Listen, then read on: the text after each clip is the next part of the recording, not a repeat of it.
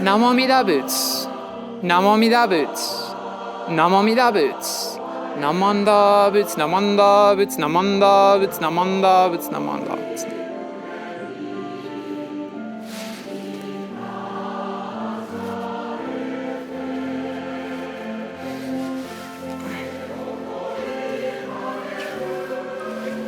Gasho.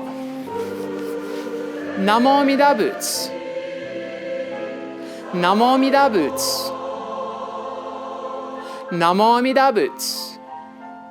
Namanda Buddha. Namanda Buddha. Namanda Buddha. Namanda Buddha.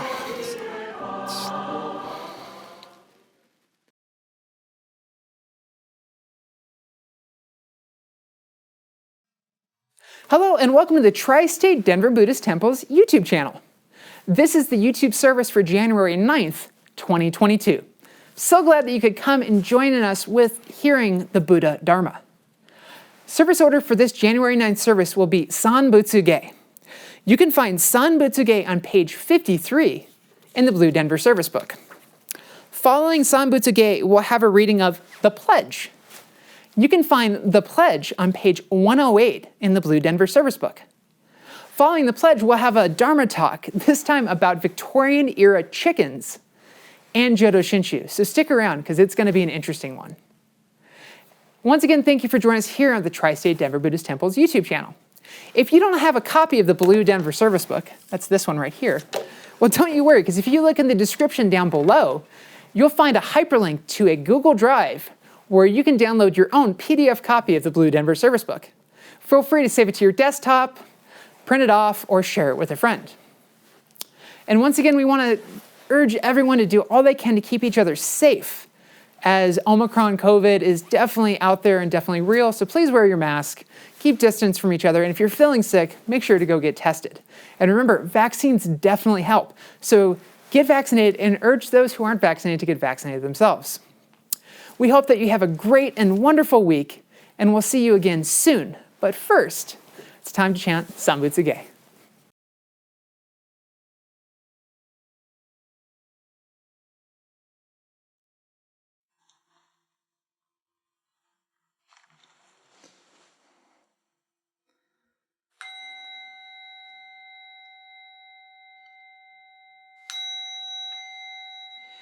Kogen gigi hijin mungoku nyoze enmyo muyo tosha nichingan mani shuko enyo kaishi nonpei yunyaku jumok nyorai yongen chose murin shongaku dayon kodu jipo kaimon shojin sammai chie itoku muyo shusho keiyu jintai zennen shobun hokai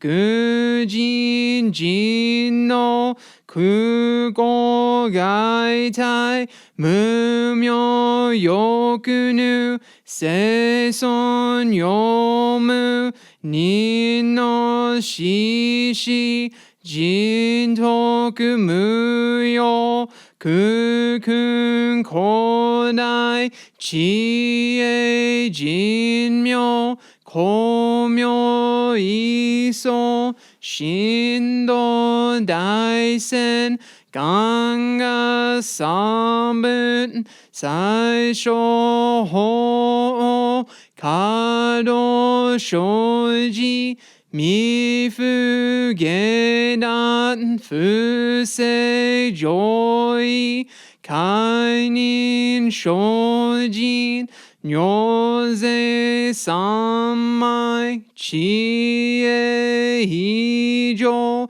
kose tokumun fugyo shingan isai kuku 一切大安消し生む百千億万無用大小修行語者供養一切使徒書文不尿愚道検証不逆非尿語者書文世界不不影無種仙道光明師匠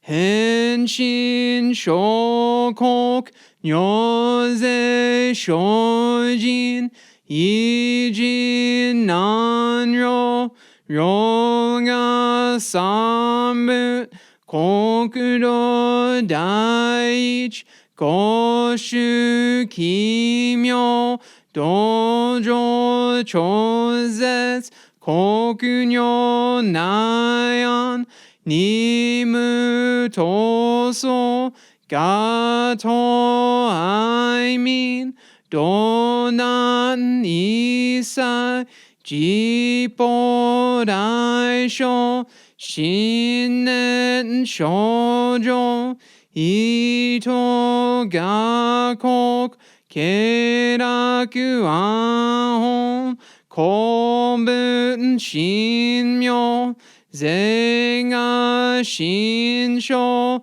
本願の日力所所欲実法生存知恵無下浄土子孫知が信行経路心思食読中画行精進年中不敬ナマンダムナマンダムナマンダムナマンダムナマンダムナマンダムがんにしくどく平等聖祭道本菩提心お浄安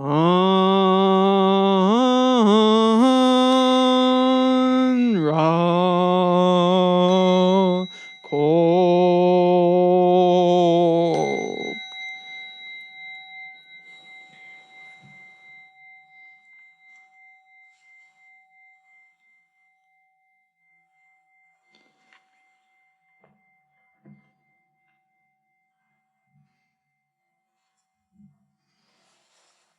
ナモアミダ仏ナモアミダ仏ナモアミダ仏ナマンダ仏ナマンダ仏ナマンダ仏ナマンダ仏ナマンダ仏ナマンダ。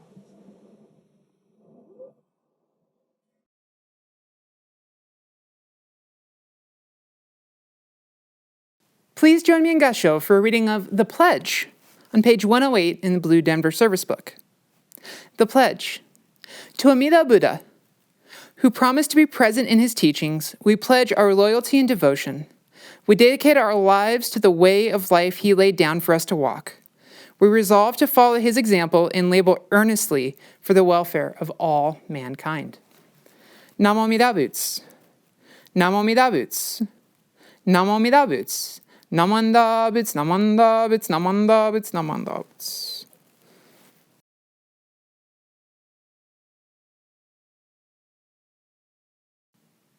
Hello and welcome once again to the Tri-State Denver Buddhist Temple and to this Dharma talk for the service in January 9th, 2022. I still can't believe it's 2022. It doesn't feel real to me, but I guess as you get older, the years seem to pile on top of each other, and it's just kind of a strange thing to think that from the year 2000, we're equidistant from the year 2000 to now as we would be from the year 1978 to now. And so it's just, when I think about that, it's super crazy and how much has changed in the world and how lucky we are to be alive right now. And so I want to share with you a passage from the Jodo Shinshu, Shinran's master work. So if you could join me in Gassho.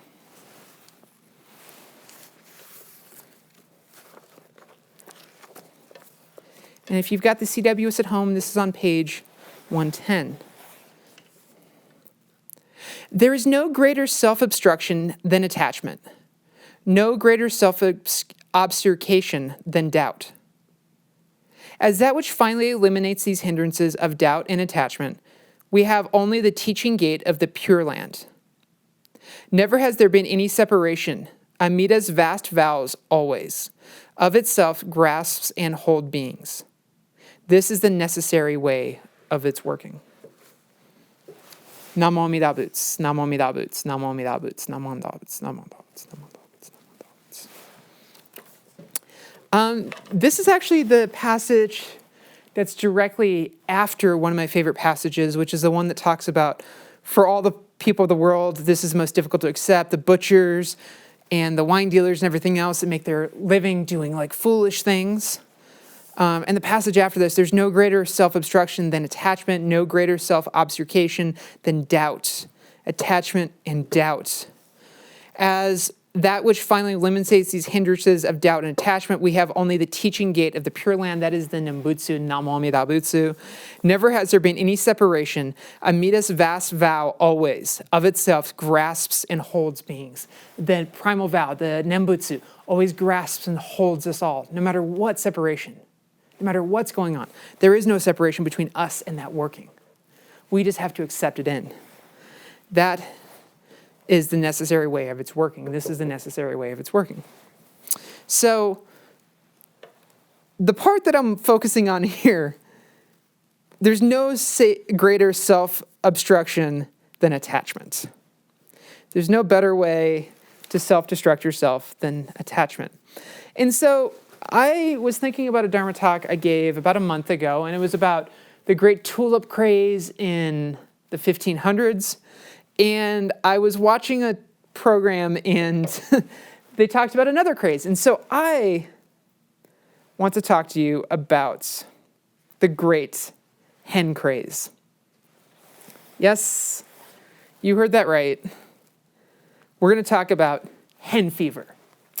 And to talk about hen fever, and when I'm talking about hens, I'm literally talking about chickens. Like, we're going to talk about chickens, but we're going to talk about royal chickens. Literally chickens that belong to royalty. So to tell this story, we're going to go back to Victorian England. It's the 1800s, everybody. We're in London, and we are in court with Queen Victoria, Queen of England, Scotland, and Wales, Queen of Ireland, and Emperor of India. Head over the Dominion of Canada, and pretty much anything else in the world in the 1800s, Queen Victoria was the head of it. Now, the problem with Queen Victoria, and one of the sad things about her, is she was raised in a manner where she didn't actually get to spend time growing up around any children. She spent time around statecraft. And so her entire life was basically built up around becoming queen. And one of the ways that she dealt with becoming queen and also with being so isolated for so long is she gained a deep love for animals. In fact, it's said that there was rarely a time when Queen Victoria didn't have dogs around her. She absolutely loved having dogs around. And she had a huge menagerie, the royal menagerie that was in the Tower of London. She actually moved it into a royal zoo and allowed that to be seen by the people. But one of the things that she really loved, as well as her husband, who passed early in her lifetime, but she did have some time married, was Prince Albert of Germany. And both Prince Albert in Germany and Queen Victoria loved birds. So Prince Albert actually brought a lot of birds over from Germany with him, and Queen Victoria loved birds as well, and they built a royal aviary. And it's said that she would sit in her little bits of free time and sit and look at the aviary while she was working on crafts of state, while she was dealing with ruling her giant empire. She would sit and look at the birds. And in response to this, people gave her birds as presents. And in 1843, so prior to the American Civil War, 1843, she received a gift from China. And this was a Cochin chicken. Cochin chicken. I think I'm pronouncing that right, but it's a very, very large breed of chicken. And it's something like 11, 12 pounds. And it's described as being twice the size of a British chicken and having feathers that go down and a long neck that could only be compared to an ostrich. It was definitely a much different bird than British chickens. Even though it's likely that chickens came from China to begin with, we had looking like 4,000 years between the time that chickens made it to Europe and the time this chicken made it to Queen Victoria's court. And she adored these chickens to the point that she would actually take the eggs from these chickens and decorate them herself and send them to her royal cousins as gifts. It was a big deal to receive a chicken egg from Queen Victoria. I can only imagine what it would be like to receive an egg from the Queen today. Probably not the same amount of substance as receiving this wonderful Cochin chicken egg from Queen Victoria. So she has this chicken, and it becomes rather famous. And people find out about these chickens, and they start sending her other chickens. She was sent Bantam chicken. She was sent smaller chicken. She was sent, basically, if there was a famous chicken, she got sent it. And she started to show these chickens. And so one of the things that happened was cockfights. So the fighting between roosters was made illegal right around this time in the Victorian era. And a response to that, instead of fighting chickens, it was time to raise and breed them, just like the Queen does, and show chickens. And so Queen Victoria would take her amazing chickens and go and show them. And this creates hen fever. This creates people going crazy for chickens.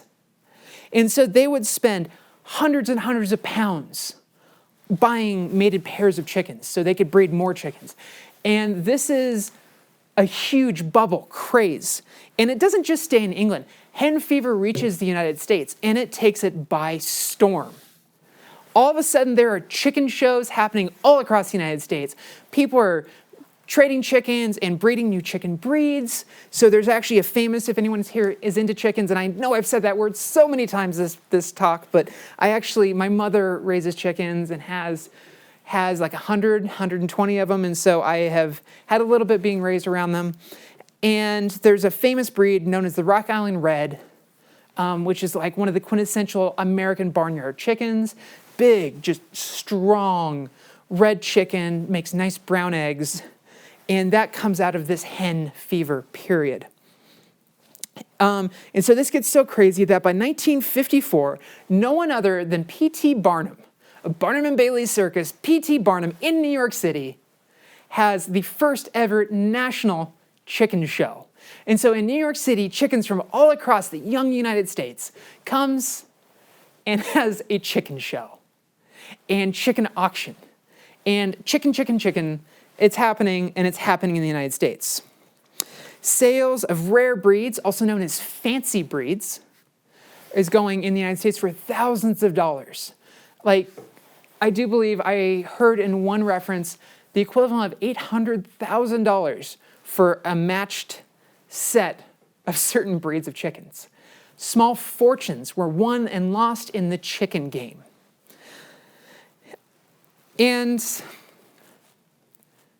what's interesting about this is chickens weren't new to either Britain or the United States. In fact, they had been the bottom of the rung livestock for quite some time. It had been cheap to get into the chicken game prior to this, and many people, poor dirt farmers, raised chickens for eggs and for meat, and it must have been shocking to them, these poor people who were scraping by being farmers, raising their few chickens, to see people spending hundreds of thousands of dollars on a bird that just kind of kept them alive and wasn't really viewed as great livestock.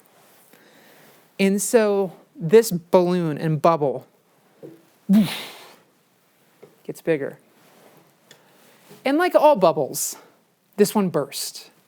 So people made a fortune and lost a fortune, just like they do in all economic bubbles. And the chicken bubble is no exception. And so you have breeders who set up to breed thousands and thousands of unique and special chickens, but the problem is when you breed thousands and thousands of unique and special chickens, they're no longer unique nor special. And there gets to a point by the late 1850s that these breeders can't give away these extremely expensive chickens that they have bred. The bubble has burst. Hen fever has met its antibiotic, and we go back to a minimum. Now, there's a lot of good things that come out of this. Is actually like chicken as a main protein source becomes a lot more common in the United States and common across the world, and eggs are used a lot more and everything else. But I'm coming back to the main reason why chicken fever happened, hen fever happened. Someone assigned value to the chickens. Someone assigned value.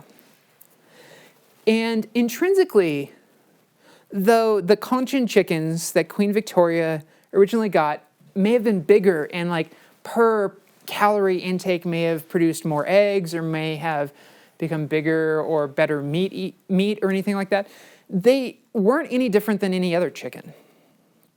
They were just chickens. And it is through our own foolishness that we assign extra value to this extra special chicken. They're just chickens, and chickens are cool. I mean, I spent a lot of time growing up around chickens and spent a lot of time being around chickens. Like, it was definitely something my mother picked up after I was in college, but I still got to spend time around chickens, and I fondly remember being home for the holidays and picking up eggs out of the chicken coop and having them for breakfast, and they were very good. And yeah, but one fancy chicken is not better than one other chicken. It's only our assignment of value. And so this comes back to the works of Shinran. There's no greater self-obstruction than attachment. So people's attachment to these chickens made them worth a lot based upon that attachment. But intrinsically, there was no change in the birds.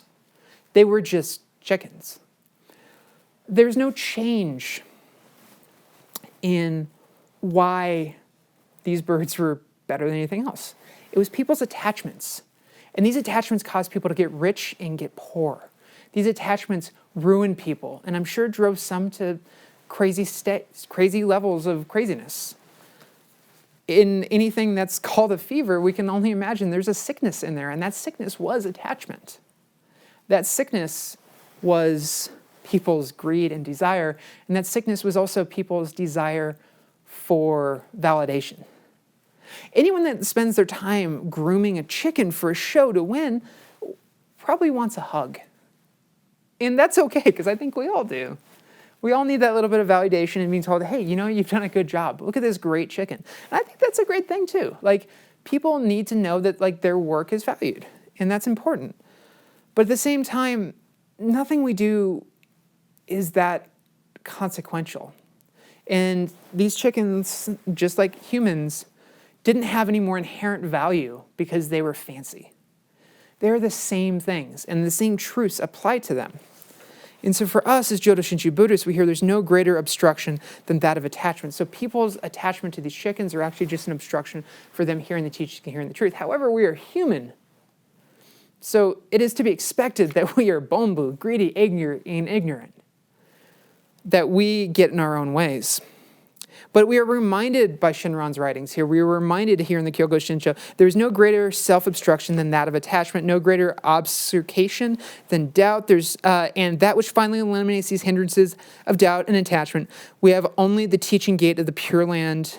We have only the teaching gate of the Pure Land. Never has there been any separation. Amida's vast vow always of itself grasps and holds beings. This is necessarily the way of its working. So, even though chickens, even though humans, even though all these things exist and we apply value to them, the only thing that liberates us from the pain that's caused to us by things like being attached to chickens or being attached to cars or being attached to cryptocurrency, Dogecoin probably not going to the moon, all these bubbles is humans' desire and attachment to liberate themselves through financial means. And nothing's probably ever going to stop that. Humans are inherently selfish, greedy, angry, and ignorant. But our recognition of that is important. Looking in the mirror is important. I have to imagine anyone during this chicken craze, knowing that they're spending thousands of pounds or thousands of dollars on chickens, probably at one moment looked in the mirror and went, what am I doing? They're chickens. And the same thing could be said for NFTs or cryptocurrency or cars or anything else. It only has value because we assign value to it. And the value we assign to it is not intrinsic, but rather made of our own ignorance, of our own greed, anger, and ignorance. And so it is through examples like the Victorian era chicken fever that we can realize all humans are greedy, ignorant, and that we all assign value to things that don't intrinsically have value. And yet in the end, that doesn't keep us from the vow. It makes us more perfect to hear Namo Amida Buddha. It makes it more perfect for us to be embraced by the vow. So even if we are silly and spend lots of money on silly things, we are still embraced by the vow, because no one is more perfect for the vow than that person who is least visibly deserving of it. There's no one who is embraced by the Nembutsu more than the person who feels that they shouldn't be.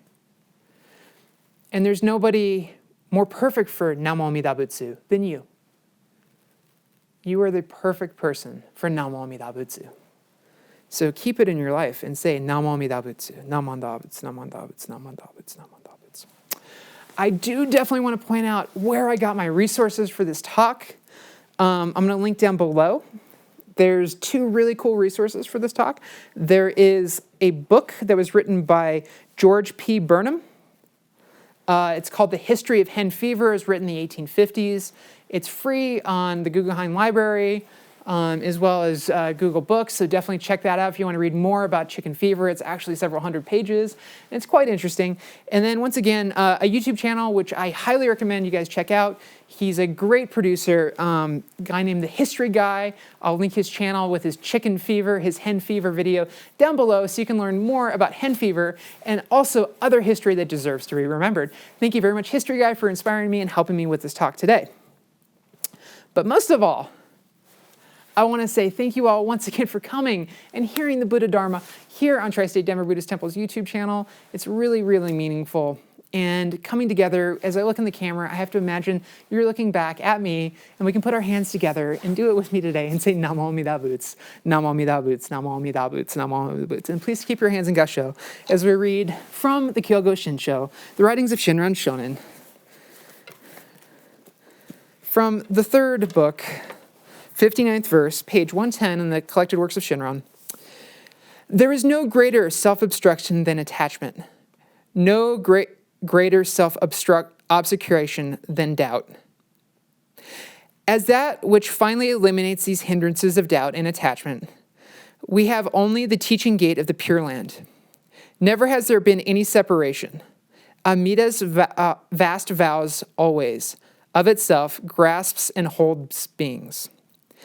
This is the necessary way of its working.